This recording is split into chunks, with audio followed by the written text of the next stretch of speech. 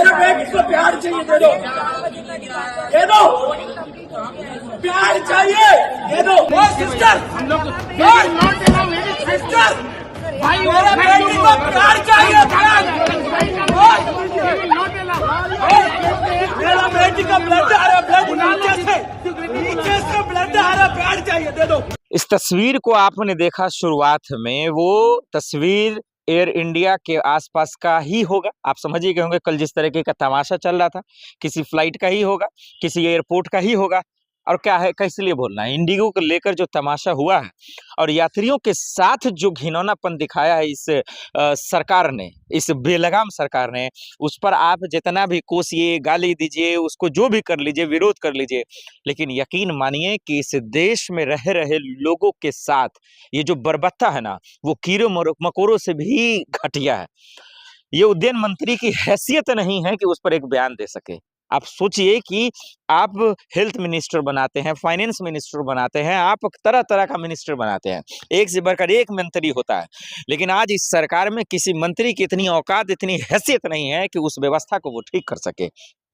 कल सोचिए, किसी की कोई बेटी परेशान थी, किसी का कोई बेटा परेशान था, कोई शादी में नहीं जा पाया, कोई कहीं नहीं जा पाया, और तकलीफ तो तब हुआ इस तस्वीर को देखकर कि चलिए सब लोग कंप्रोमाइज कर सकता है, सब लोग जो है सहन कर सकता है, क्योंकि इस सरकार में बर्दाश्त के अलावा कुछ कर नहीं सकते आप। सिर्फ आप आंसू बहा सकते हैं, अपनी जान गंवा सकते हैं, अपने घर को तहस और नहस कर सकते हैं। इस सरकार में कुछ कर ही नहीं सकते आप, यही आपके साथ हो सकता है। लेकिन देखिए, एक बाप का, एक पिता का दर्द देखिए। मैं आपको फिर से वो तस्वीर दिखा रहा हूँ, और बार बार देखने के बाद सोचिए कि ये चीख, ये चिल्लाहट इस पिता का क्यों है? क्योंकि इसकी बेटी जो है खून से लथपथ हो गई, उसके पूरे जो कपड़े हैं इसकी बेटी के खून से भीग गए। और जब वो सिर्फ पैटीज के लिए जब वो कोशिश कर रहा है कि किसी तरह से मिल जाए, हालांकि ये मेडिसिन का व्यवस्था क्यों नहीं करता, मुझे तो ताज्जुब होती है। और सोचिए कोई अपने बेटे के लिए कितना चीख रहा है। ये दर्द एक पिता का है, ये दर्द सिर्फ पिता का नहीं है, ये पूरे हिंदुस्तान वासियों का भी है, क्योंकि उससे उसके बेटी का कोई भाई होगा। मैं शूट कर रहा हूँ, उसके भाई जैसा ही हूँ, लेकिन सोचिए ये तकलीफ, ये दर्द, ये चिखलाहट, ये उद्यान मंत्री को नहीं दिख रहा है, ये बेलगाम सरकार को नहीं दिख रहा है। ये मुझे ये समझ में नहीं आता, इन लोगों के सीने में मतलब खून क्या मर गया है क्या इस सरकार के? क्या इंसानों की कोई कीमत नहीं रह गई है क्या? मैंने अपने इतिहास में मैंने कभी नहीं देखा है 88,000 का टिकट, 50,000 का टिकट, 55,000 का टिकट। बहुत भाई यात्रा हम लोग भी की है, लेकिन इतना नहीं। मिडिल क्लास हम लोग गरीब आदमी है, 4 से 5,000 में फट के आ जाती है टिकट का दाम देने में। लेकिन सोचिए, लोग 1-1 लाख रुपया खर्च करना पड़ा है, इतने लोग परेशान और ज़लील हो गए थे। अब मैं अगर कहूँ इस्तीफे की बात कहूँ कि उद्यान मंत्री इस्तीफा दे दे, मज़ाक लगेगा ना? आप भी हँसेंगे कि यार क्यों वीडियो बना रहे हो? मैं वीडियो सिर्फ़ इसलिए नहीं बनाया कि सरकार से कुछ सवाल पूछ लूँ, ये जवाबदेही दे दे, ये कुछ बोल देगा, नहीं। मैं सिर्फ़ आपको बताना चाहता हूँ सिर्फ़ ये कि इस सरकार के खिलाफ़ नहीं बोलेंगे, इस सरकार के खिलाफ़ आवाज़ नहीं उठाएँगे, यकीन मानिएगा कि आपका हाल जो है कीड़ा-मकोड़ा से भी बदतर कर देगा, और जूतों के नीचे कुचल-कुचल कर मारेगा ये लोग।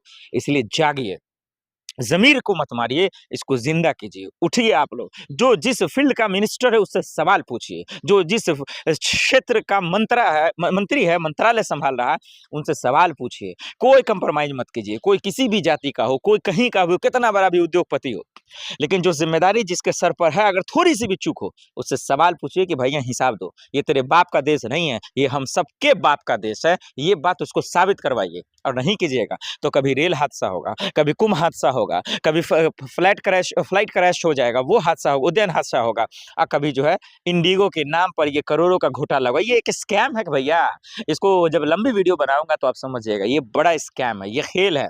88 हज़ार का टिकट बिकना कम बड़ी बात हो भैया। कुछ पैसे वाले तो चले जाएँगे, लेकिन आम आदमी कैसे जाएँगे, गरीब कैसे जाएँगे? 2-2 दिन से लोग एयरपोर्ट पे बैठे हुए हैं, लेकिन किसी को चिंता है, किसी को फ़िक्र है?